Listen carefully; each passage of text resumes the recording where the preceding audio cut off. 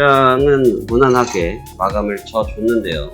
자, 이제부터가 중요할 것 같습니다. 네, 이제부터가 중요할 것 같은데 어떻게 또 시장을 받아들여야 될지. 또 간밤에 뉴욕 증시가 좀 빌렸고 기술주 중심인 나스닥도 좀 조정을 받았고 시장이 좀 갈팡질팡했습니다. 자, 그럼 어떠한 부분들 때문에 갈팡질팡했는지 살펴보시면서 오늘장 매매에 대한 이야기도 같이 나눠보겠습니다. 자, 안녕하십니까, 터생왕 송대표입니다. 2024년도 10월 31일 목요일 현재시간 오전 10시 23분 지나고 있습니다. 이렇게 한 달간 마무리 잘 하고 계십니까? 오늘이 마지막 거래일이네요. 벌써 어느덧 10월의 마지막 날이 되고요. 근데 11월부터는 이제 썸머타임이 끝나서 이제는 저녁 본장이 10시 반에서 11시 반으로 변경됩니다. 22시 30분에서 23시 30분으로 1시간 뒤로 늦춰지는데 마감도 그렇게 되겠죠. 좋았던 호 시절 다 간 겁니다, 여러분. 시간이 늦어진다는 만큼 또 이제 피곤함을 또 감내해야 되기 때문에 그런 시기가 오고 있고요. 그래도 이번 썸머타임 때는 너무 좋게 수익이 너무 많이 나서 감사했던 썸머 기간이었습니다. 자, 그러면 썸머타임 이후의 시장도 우리가 또 대응해 보도록 하고 그거는 차차 다시 한번 말씀을 드리겠고 10월의 마지막 오늘장에 대해서 설명드리고 오늘장 매매 준비 같이 해보도록 하겠습니다. 자, 우선 어제 그 영상들을 보시면 제가 드렸던 이야기들이 나옵니다. 제가 드렸던 이야기들이 나오는데 너무너무 아쉬웠던 매도 공간, 반 울며 겨자 먹기로 매수로 수익을 냈지만 별로 원치 않았다. 매수를 제가 별로 원치 않았다 말씀을 드리면서 짧고 굵게 빠르게 끝내버렸고 저는 시장을 관망하고 있었습니다. 아마 월초 정도가 됐으면 제가 아마 흔히 말해서 미친듯이 싸웠을 겁니다. 월초 정도만 됐어도 제가 아마 치열하게 싸웠을 텐데 지금 이제 월말 구간이고 이미 수익을 다수 확보해놓은 상태에서 굳이 이 수익을 잘 유지하고 끝내는 게 좋지 무리수를 두지 않겠다는 것이 지금 저의 생각의 베이스로 깔려 있었다 보니까 공격적으로 매매를 전개하지는 않았습니다. 자, 그렇게 되면서 시장은 무난하게 마감을 쳐줬는데요. 자, 이제부터가 중요할 것 같습니다. 이제부터가 중요할 것 같은데 어떻게 또 시장을 받아들여야 될지. 또 간밤에 뉴욕 증시가 좀 빌렸고 기술주 중심인 나스닥도 좀 조정을 받았고 시장이 좀 갈팡질팡했습니다. 자, 그럼 어떠한 부분들 때문에 갈팡질팡했는지 살펴보시면서 오늘장 매매에 대한 이야기도 같이 나눠보겠습니다. 전반에 마감했던 다우지수는 전장 대비해서 91포인트 0.22%가 하락한 42,141포인트에서 하락 마감했습니다. 지금 보시면 계속 윗꼬리가 두 개가 관찰될 거예요. 윗꼬리가 계속 두 개가 관찰되고 있고 이 윗꼬리가 있다라는 것은 뭘 의미하겠어요? 지금 현재 위치대에서 뭐가 있다? 계속해서 매물이 있다는 걸 뜻하는 거거든요. 매물이 있다는 걸 뜻하는데 반등 시 눌리는 매물이 튀어나오고 있다는 거예요. 반등 시 눌리는 매물이 튀어나오고 있다. 그러니까 지금 반등 시 나오는 매물이 좀 거슬린다 라고 볼 수 있어요. 그러니까 이 부분이 제가 말씀드렸다시피 아직 속도가 크지가 않아요. 속도 자체가 크지 않기 때문에 그 측면이 엄청나게 문제가 될 거라고 생각되진 않지만 문제는 시장이 슬슬 힘을 잃어가고 있는 게 좀 문제예요. 받치려고 하는 거래량이 양 이틀간 동등하게 주가의 거래를 붙이면서 올려봤지만 올려주지 못했다. 다시 말하면 피로감이 축적됐다. 이렇게 보셔야 될 부분이기 때문에 아직까지는 이 정도 진폭을 가지고 심각하게 얹을드릴 내용은 없어요. 심각하게 얹을드릴 내용은 없지만 조심하는 시기는 분명한 것 같다라는 말씀을 드릴 수 있을 것 같습니다. 그래서 그렇게 마감이 됐고 나스닥도 0.56% 상승폭에 비하면 크게 조정받지 않았고요. S&P 500도 마찬가지입니다. 아직까지 다우지수를 제외하고 나서는 5일선에 다 달라붙어 있는 상태. 사실 다우지수도 이탈을 했지만 5일선에 달라붙어 있는 형태로 언제든지 끌고 올라갈 수 있는 힘은 있기 때문에 아직 뭐 심각한 상태까지는 아니다. 다만 방금 말씀드리고 있는 것처럼 계속 고가에서 차익성 매물들이 나타나면서 고정을 받고 있는 이 상황을 배제하기는 또 쉽지 않다. 그래서 일단 경계태세는 갖고 있는 게 좋아 보인다 라는 말씀을 드릴 수 있겠습니다.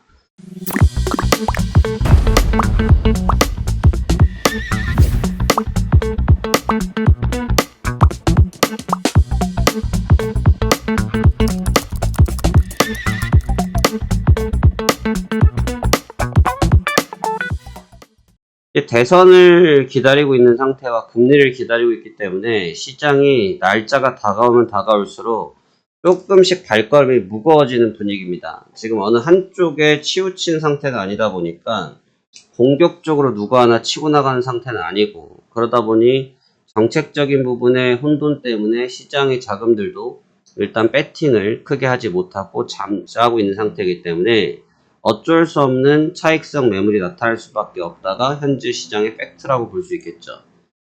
자, 그렇다면 지금 이 구간을 어떻게 또 인지할지를 같이 보셔야 되는데, 일단 일본도 주가는 뭐 무난하고 항생도 무난하죠. 왜? 급등한 주가를 반파동 조정, 3분의 1 파동 조정을 받고 행보를 하고 있기 때문에 뭐 이 정도면 솔직히 무난한 겁니다. 뭐 계속 급등할 수는 없으니까.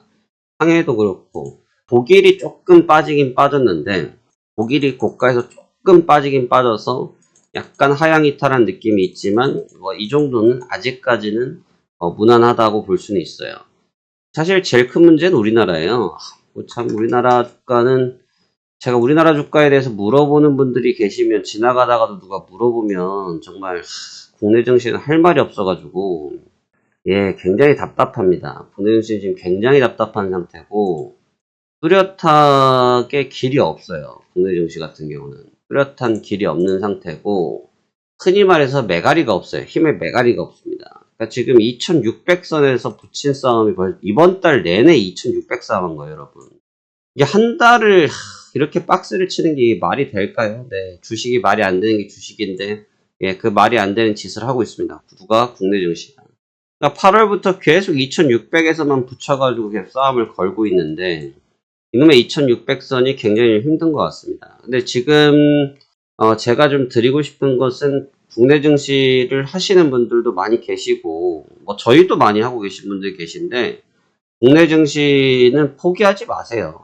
국내 증시는 지금 시점이 이 포기 단계에 대한 부분으로 보실 때는 아니에요. 그래서 국내 증시는 포기하지 마시고 오히려 제가 볼 때는 좀 수렴 단계에 지금 거의 다 들어와서 이제 수렴 발산하는 구간을 접근할 거로 보는데, 문제는 아마 얘네들은 해외 증시랑 좀 결이 다릅니다. 해외 쪽과 결이 좀 달라서 국내 증시 자체적인 변동성을 이끌어낼 공산이 높아요. 그래서 그 부분을 조금 주목해서 보실 필요가 있고, 현재까지는 뭐 무난한 흐름을 보여주고 있지만 글쎄요, 좀 답답하네요. 그래서 오늘도 혼자서 한 1% 빠지고 있는데 미국장이 뭐 얼마나 빠졌다고, 그쵸? 다우지수가 빠진 게 꼬작해서 0.22 빠졌는데 지는 1%가 빠지고 앉아있으니 이거 참 귀신이 고칼 노릇이죠. 근데 일단 국내장은 좀 번외편으로 보는데 제가 곁다리로 말씀드렸습니다. 그래서 조금 흐름이 좋지 못한 건 분명한 사실인데, 그렇다고 해서 너무 또 자포자기하게 보실 자리는 아니기 때문에 좀 그런 부분 같이 고려해서 보시고,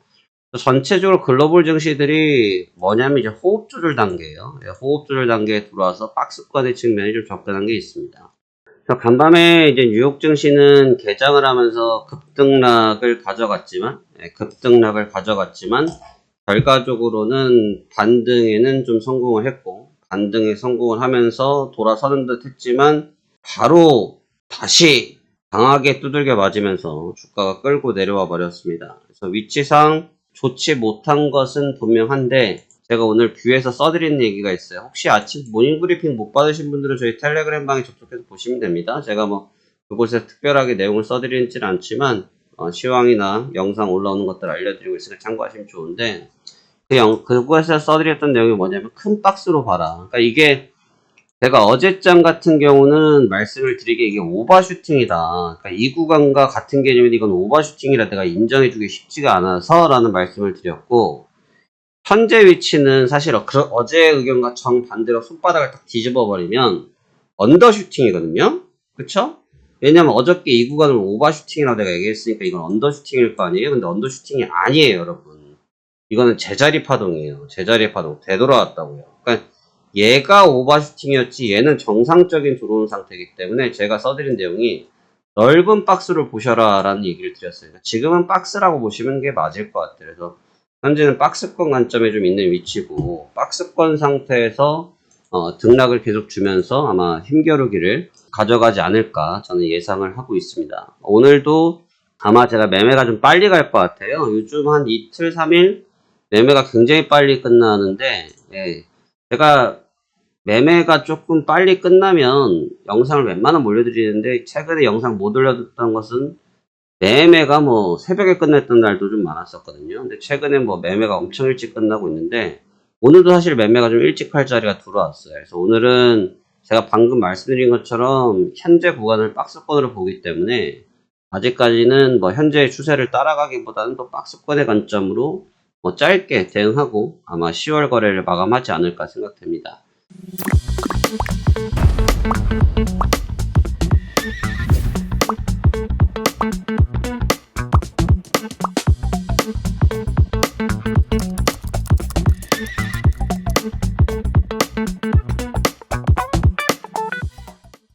여러분들도 지금 시장에 대한 생각이 복잡할 거예요. 왜냐면 이제 어제 이제 기시 고칼로르 같은 상황이었던 게 뭐냐면 이제 현물들인데 마이크로소프트 실적이 나왔고 메타 실적이 나왔고 그 다음에 AMD가 어제 박살이 났고 그쵸? 근데 우리가 이제 테슬라 때랑 TSMC 때 생각이 젖어 있다 버리니까 테슬라와 TSMC 때 실적 때 주가가 좋았단 말이에요. 얘네 주가만 좋았던 게 아니라 시장 전체가 좋았는데 솔직히 저는 이 실적 발표의 데이터를 보고 별로 신뢰를 못 하거든요. 왜냐면 마이크로소프트 실적이 나쁘다라고 말하면 나쁜 건데 나쁘지 않아요, 여러분.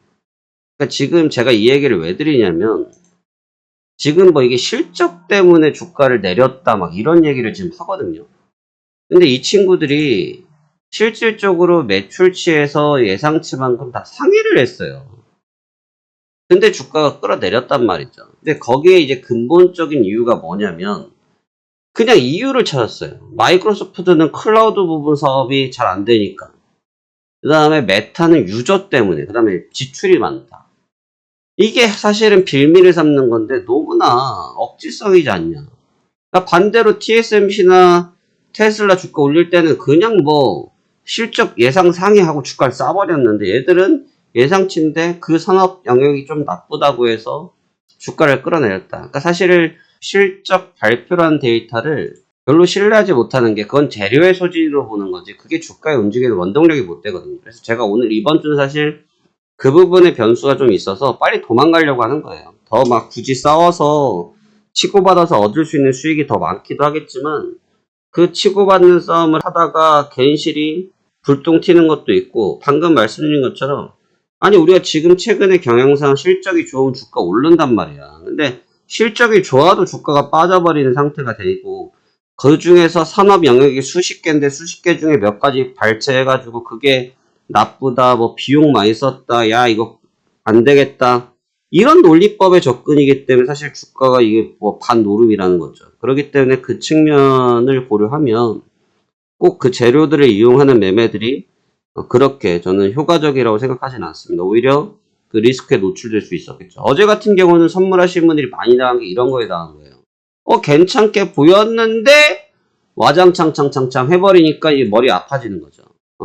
와장창창 해버리니까 머리가 아파지는 거예요. 그러니까 이제 어떻게 하지 하다가 주가 이미 깨져버린 상태가 되는 겁니다. 그래서 그런 부분들을 좀 고르게 생각하셨을 때 내가 지금 사용할 수 있는 전략이 무엇인지 잘 한번 신중히 보셔야 될 것 같고 오늘 10월 마지막 거래입니다. 오늘까지 마감 잘 하시고 이제 11월부터는 이제 썸머타임은 그냥 우스갯소리를 드린 얘기고 중요한 것은 이제 대선이 이제 끝이 납니다. 대선이 끝이 나고 이놈의 금리 결정이 납니다. 아마 금리는 제가 예상치가 있는데 아마 그 정도에서 움직일 거예요. 근데 제가 이제 실적에 대한 부분도 말씀드렸죠. 뭐 제가 예상드렸던 부분에 크게 벗어나지 않았어요. 주가 움직임도. 근데 이 금리도 마찬가지인데 결국 이제 재료를 소진했을 때 시장이 받아들이는 텐션 이게 중요한 거고 제가 사실 제일 우려하는 건 대선 결과예요. 대선 결과고 다른 거는 별로 그렇게 막 뭐 위협적으로 느껴지거나 하진 않는데 대선이라는 제목이 위압감을 주는 게 아니고요. 제가 예전에 그 트럼프 대통령이랑 힐러리가 붙었을 적이 있었잖아요. 10수년 전에. 내가 그때 언론도 다수가 그 힐러리를 뭐 지지라기 표현보다는 우세하게 많이 봤었어요. 그러니까 트럼프가 되겠어? 막 이랬었는데 당시에 이 아마 지난 뉴스들 한번 시간 있으시면 봐보시면 제가 지금 시간이 없어서 그것까지는 검색을 못 해드리고 보시면 어떤 얘기 있었냐면 트럼프가 우세하다고 예측했던 곳이 하나도 없었던 걸로 기억하거든요. 근데 한 군데 거기가 구글이었어요. 구글에서 빅데이터 지표에서 검색량이 제일 많았던 게 당시 트럼프였거든요. 근데 결국 트럼프가 당선이 됐었죠. 그러니까 사실 이 대선이라는 게 뭐 우리나라 대선도 모르는 판인데 미국 그 큰 나라의 미국 땅덩이의 대선을 누가 합니까? 그렇죠? 그래서 뭐 불복하고 이런 거는 문제가 안 되는 그런 것보다 이 누가 되느냐에 대한 싸움은 끝까지 열어봐야 될 것 같다. 왜냐하면 이 우리나라랑 좀 다르게 이쪽은 첨예하게 산업과 연관된 게 많단 말이에요. 산업과 뭐 단적으로 보면 일론 머스크가 굉장히 재밌는 행동을 하고 있잖아요. 뭐 지금 뭐 유권자들한테 뭐 14억씩 뭐 매일 뿌린다 이러고 하고 있고 하는데 사실 그 양반은 그게 이제 배팅이거든요. 왜냐면 트럼프가 아시다시피 전기차 산업 별로 관심 없단 말이에요. 그러니까 자기는 전기차 산업이 핵심이었고 물론 이제 우주 산업도 하고 있지만 그쪽이 모체가 되고 있는데 그쪽 산업에서 규제가 심해지면 이게 말짱 도루묵 되니까 열심히 하고 있다 이거죠. 그런 논리법이라는 겁니다. 그래서 알 수가 없어요. 그래서 대선이 제일 어렵습니다. 그래서 대선 결과가 주가에 미칠 양이 굉장히 높다라고 저는 생각하기 때문에 그 부분 좀 주의해서 시장 접근했으면 좋겠습니다. 자, 그러면 10월 남은 거래일 잘 하시겠고요. 저도 오늘 최선을 다해서 마무리 잘 해보도록 하겠습니다. 자, 그러면 바로 매매 준비하도록 하겠습니다. 감사합니다. 화생항 송 대표였습니다.